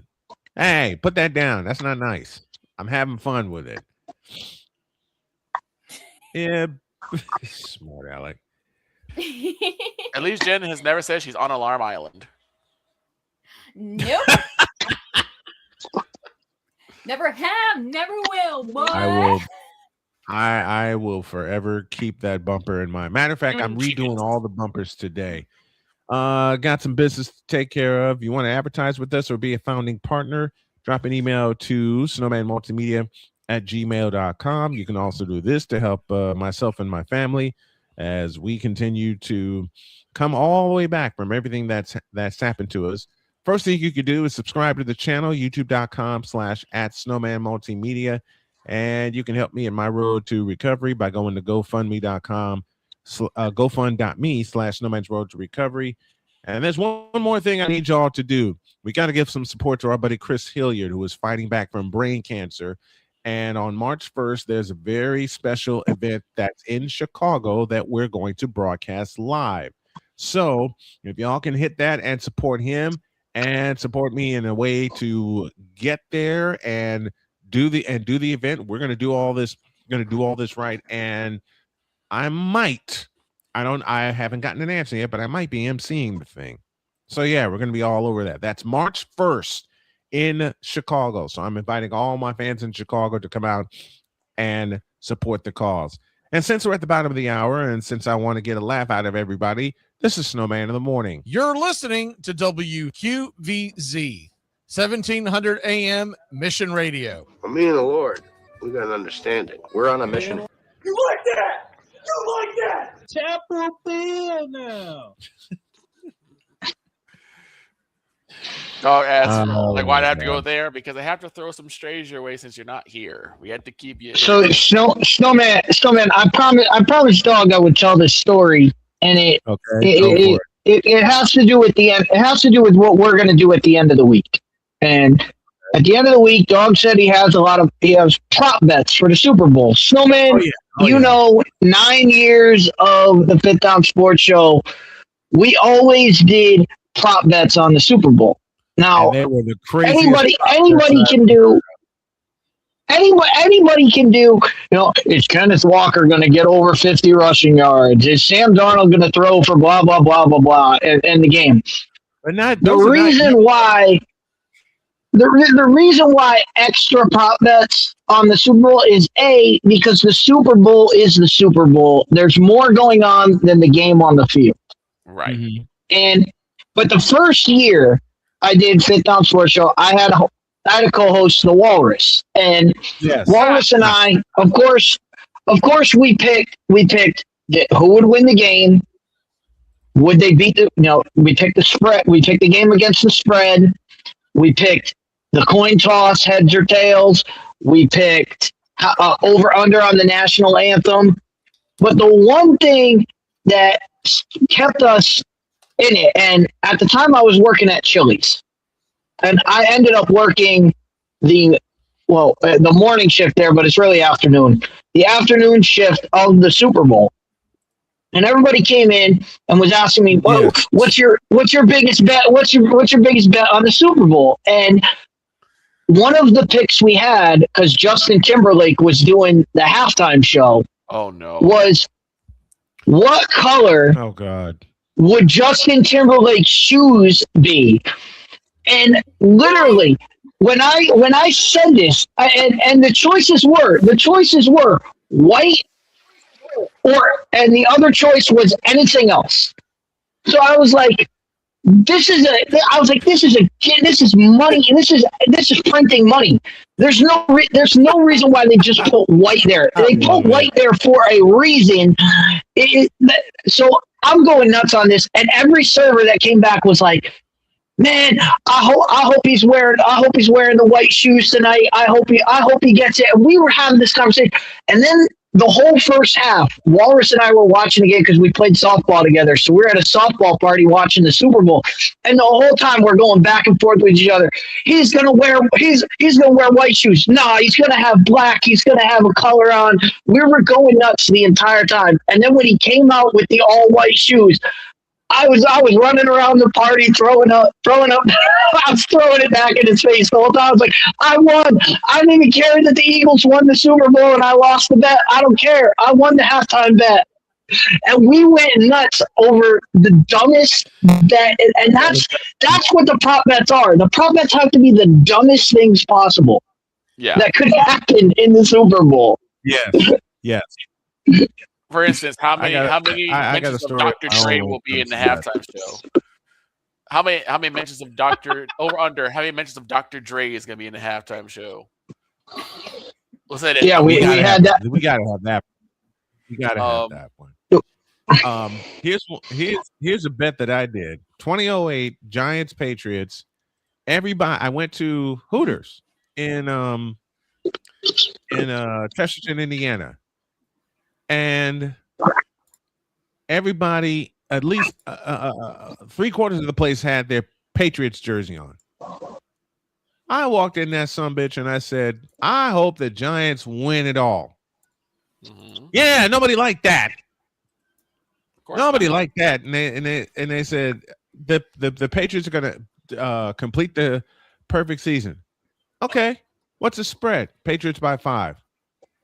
I walked right up to the bar and I said, I want to put $20 down on the Giants. And he looked at me and said, What? Why? I want to put $20 down on the Giants to beat Tom Brady and the Patriots. And he said, That's suicide. You can't do that. Yes, I can. And he said, All right. You think you're so smart? He said, Give me a final score. I'll split the 20, put 10 on the pick and 10 on the score. And if you get it right, you get the whole pot. I said, all right. Giants 17, Patriots 14. He looked at me like I was nuts. He looked at me like I was crazy. He said, you think they're going to hold the Patriots to 14 points? I don't think it. I know it. Meanwhile, my stomach was churning, my heart was churning, my legs were getting weak, my head was going crazy, and I'm like, screw it. If nothing else, I just lose $20. When Plaxico Burress caught that winning touchdown, I got 5 pounds of wings, 5 pounds of specialty sides to take with me, and $2,500. There you go. That's a win and a half. That's a win. I got $2,500. I got $2,500. Enough food to hold me because I was going through a tough time. Enough food to hold me for a month. Mm-hmm. And walked out that sumbitch with the biggest blank eating grin on my face. Right. And but just to cap my story of I had more people. We had Eagles, Patriots. So we had Eagles and Patriots fans in our, that worked at Chili's. Mm-hmm. More people talked to me when I told them this was the halftime bet. I had more people talk to me about the halftime, about what I was looking forward to in the halftime show, and the next day we talked about the halftime show more than we did the game. More than the Super Bowl. You know what? That's how crazy it was. That's how fun it was. Dog just gave me an idea for a prop bet we could do on Discord, or we can do it here. This pretty cute queen right here has many outfits. How many outfits? Over under during the game. Under. He says Jen outfit changes 6 over under. We'll save that for Friday when we do No, all that's just of how our many prop outfit bets. changes I've had today. Yeah, that's number 6 today. Yeah, but we'll have an over under. How many? But we'll So have you an guys over are betting on how many outfit changes I'm gonna have throughout the whole week? No, throughout the game. throughout the Super Bowl. You do realize I'm gonna be actually, asleep during that, right? Well, she's not gonna be live. Yeah, she's not gonna be live during the Super Bowl. It's gonna be like 3 a.m. over there. Right. Yeah, it'll be like 11. So let's make so let's take Dog's advice. How many changes throughout the week? 89. I don't have that many. Oh, 20. I'll go easy. I'll go easy. 15. Look, all I'm gonna say is the max amount of outfits I'm having for my concert is 21. Okay. Okay.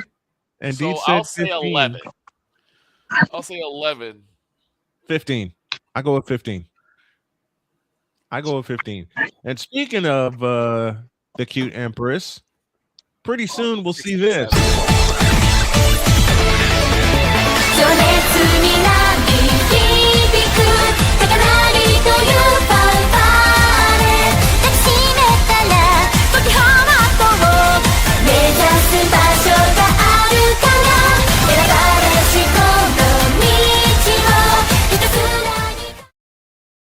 I cannot wait for that to come back. Speaking of which, Jen, Yeah? When is it coming back? It's now the 2nd day of February. We're getting 6 more weeks of winter, and PETA is still taking a beating for their Umumusame comments. Mm-hmm. Absolutely deserved. PETA is still taking a beating. Oh, jeez. All right. One more break. And then I'm going to put Victor on the hot seat. Four. Here. Whoa! Oh, boy. All right. Back in a minute.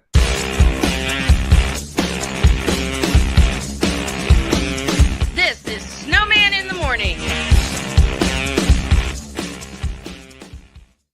Whether it's news, the largest egg producer finds bird flu in chickens at a Texas plant, weather, devastating tornadoes rip through the heart of the United States, inspiration, a breast cancer survivor completed the journey of chemotherapy and now begins a future one of matrimony or sports. Michael Jordan is shown on a photo with Diddy. LeBron James has a video extolling the virtues of a Diddy party. This has been yet another beating a dead horse presentation. We got you covered. BS3 Network, in association with Comey Media Incorporated, proudly present The Morning Shift with Cole Johnson. Live every weekday at 8 a.m. Eastern, 7 a.m. Central.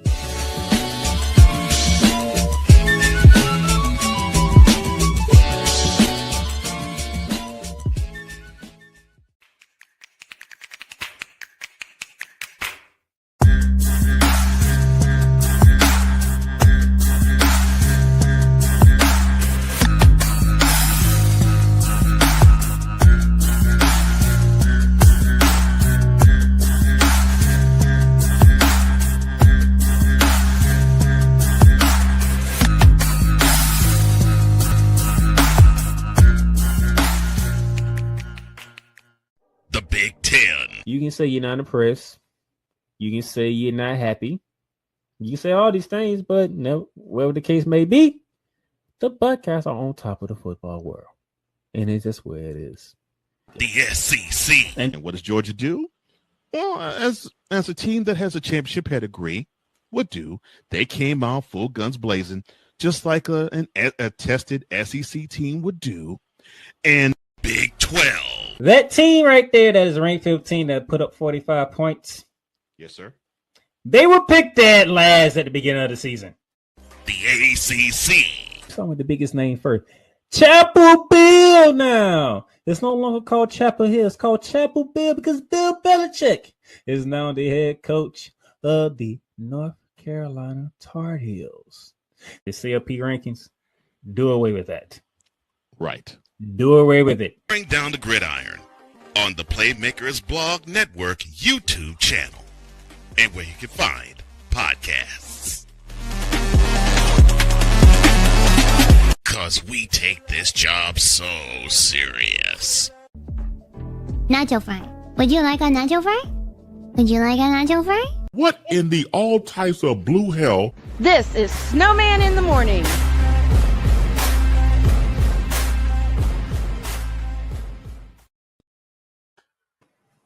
Checked off all the boxes of the stuff we're going to talk about.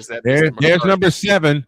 There's number 7 in terms of the changes. There's number 7. Up. Damien's throwing haymakers at Mr. McCarthy. There is another one I wanted to wear for the hot seat, but I think it may be a bit too much for people to handle. He says, "Oh, jeez. Jen will have more outfits than the Jets defense has interceptions."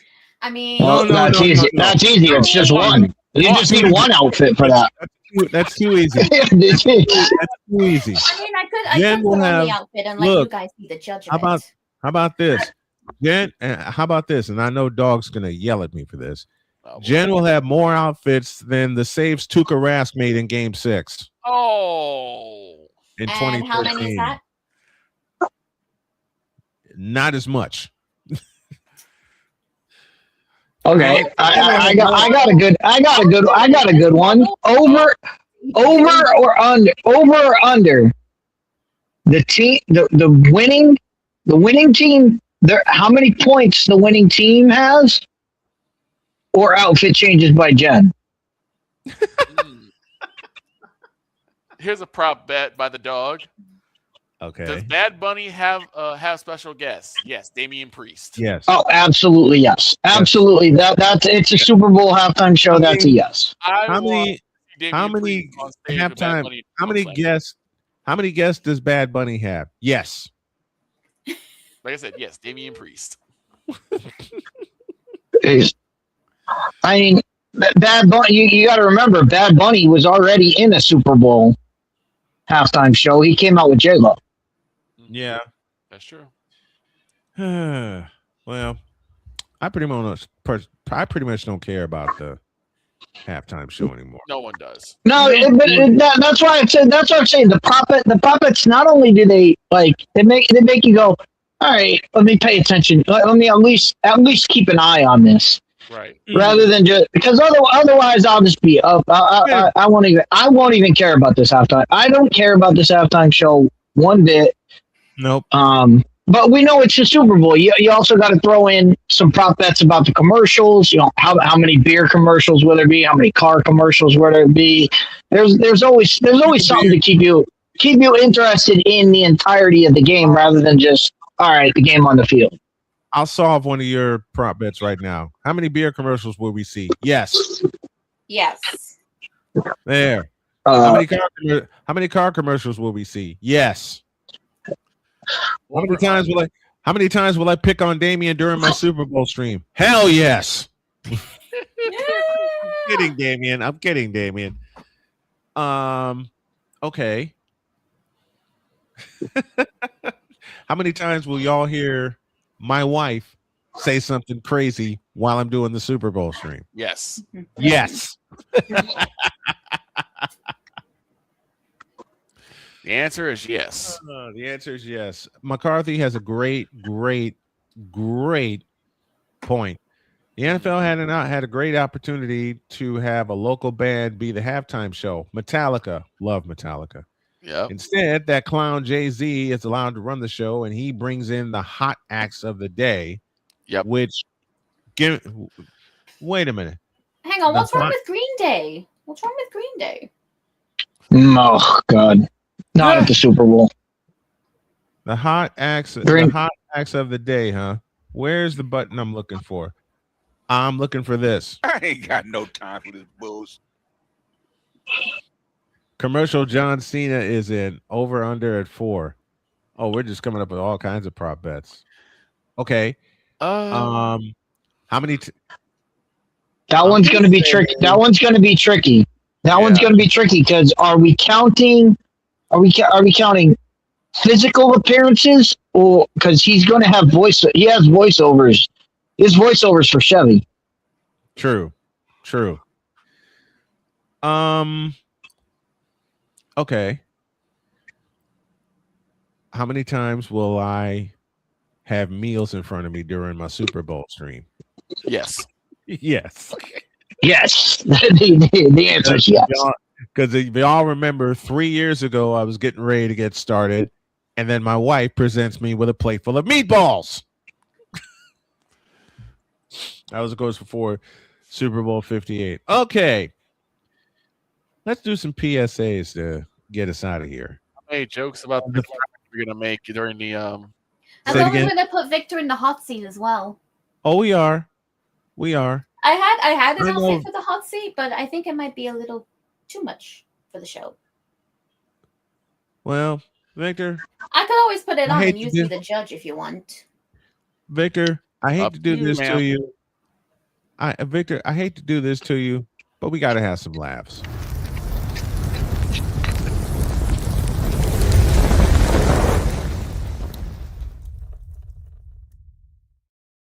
I have a question.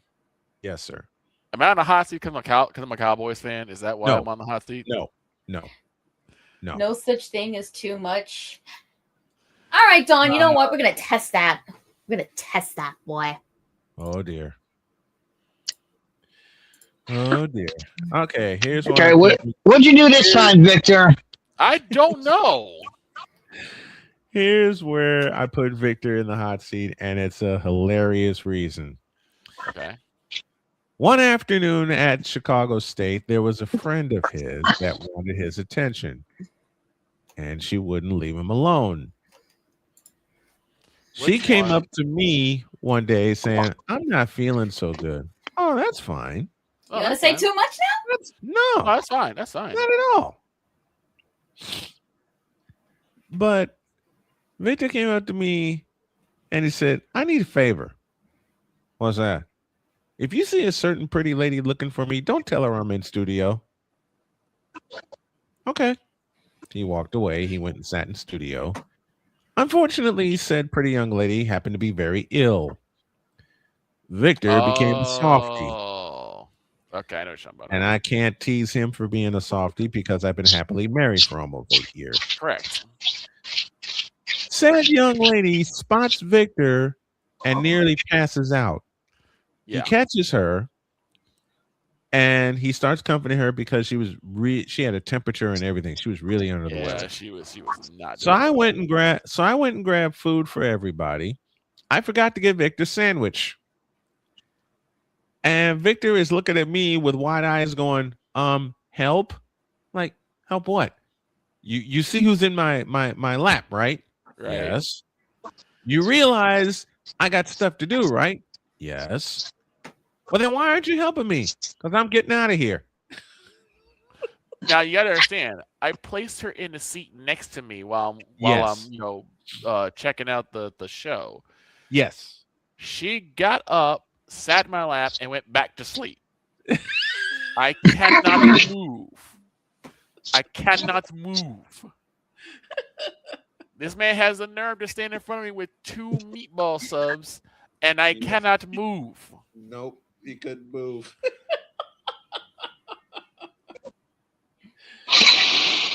2003. Here's the back end of that, and this is where I put myself on the hot seat.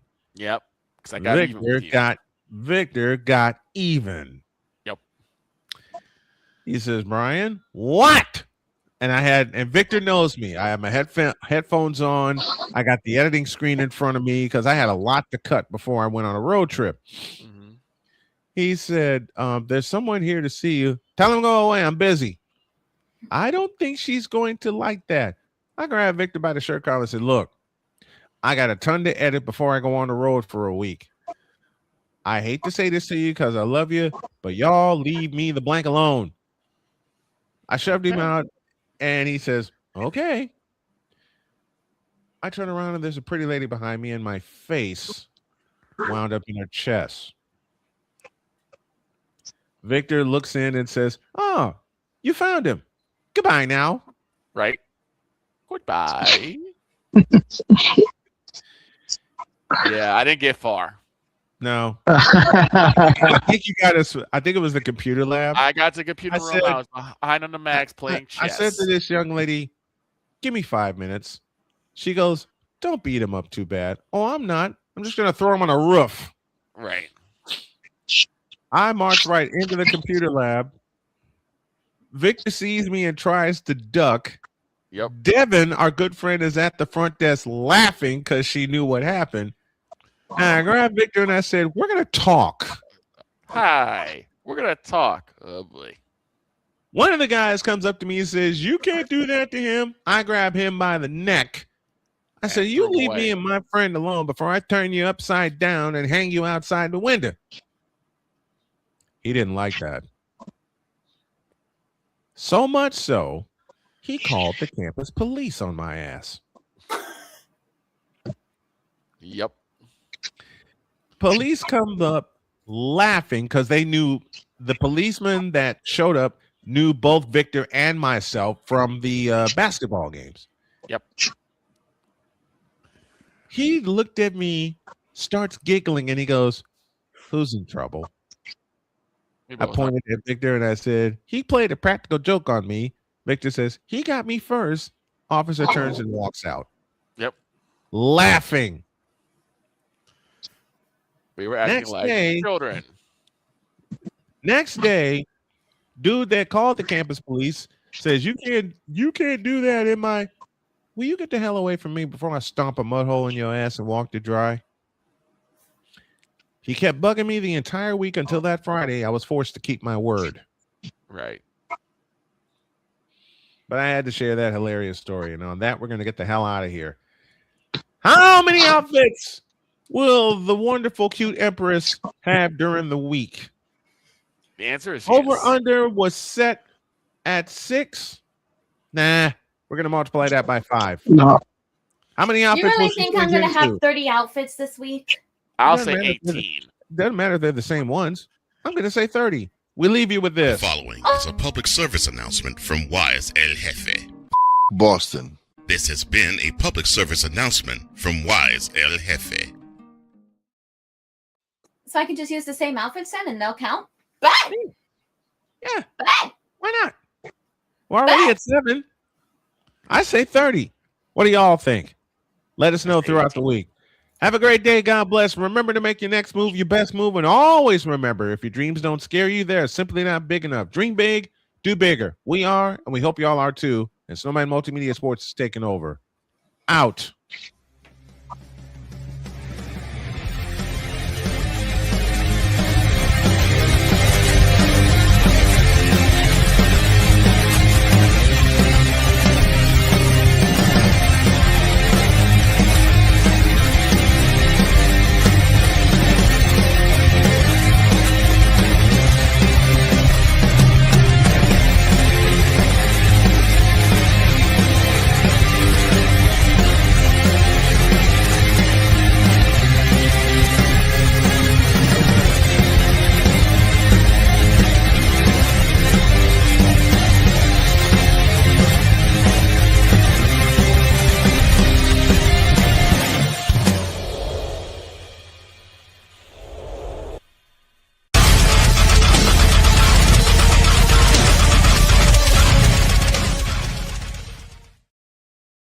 Follow that lady on Twitch. She's the Kingsman of Marvel Rivals Jeopardy. That's Genevieve Yoso.